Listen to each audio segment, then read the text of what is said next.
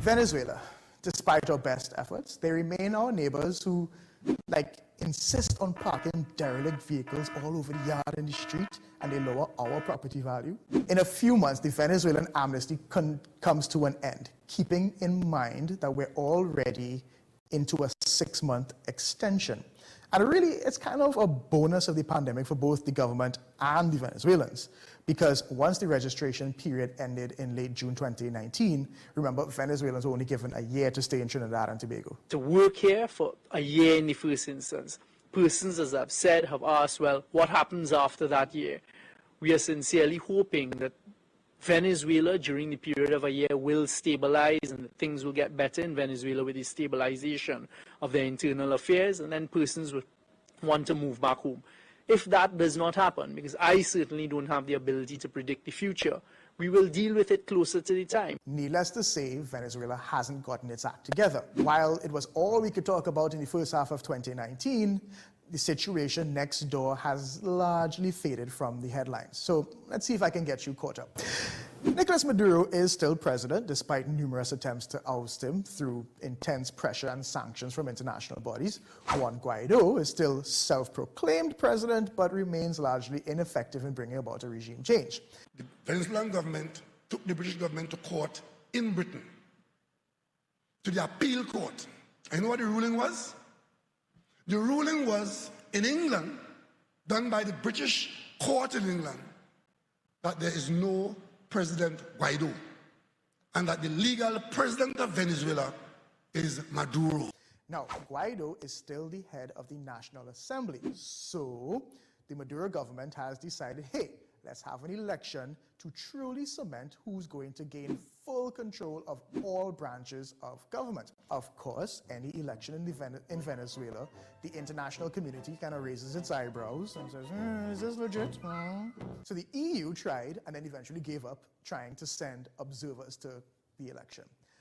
The UN has also presented a damning report last month saying Maduro was responsible for crimes against humanity, including extrajudicial killings and the use of torture, which the Venezuelan government denies, saying the person who wrote the report hadn't even been to the country. In addition, gas shortages are so bad the government has instituted a policy where you can only fill your tank on certain days based on the numbers of your license plate. Now, let's throw a pandemic into this situation.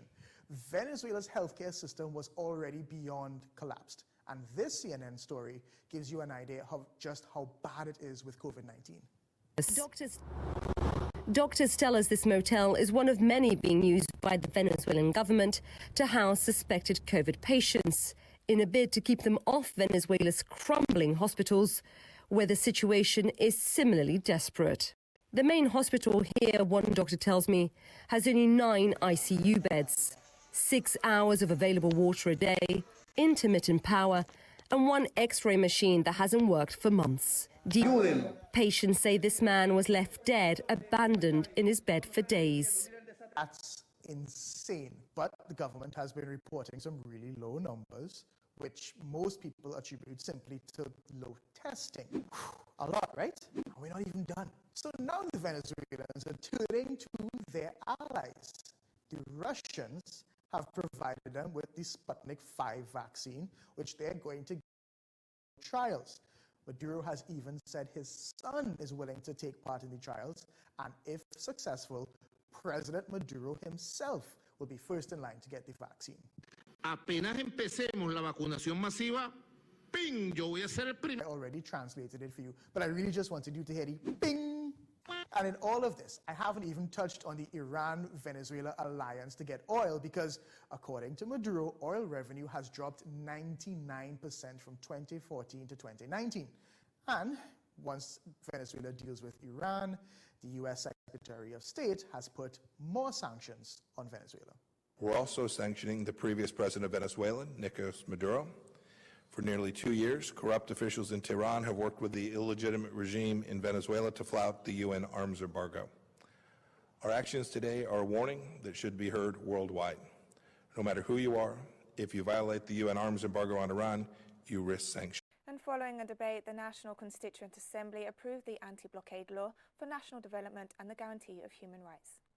The anti-blockade law is formally approved by the Constituent National Assembly, with the help of the constituents who were elected by the people. We were elected by the people with a very special power. We are sure that from this moment begins a new stage in the life of our homeland.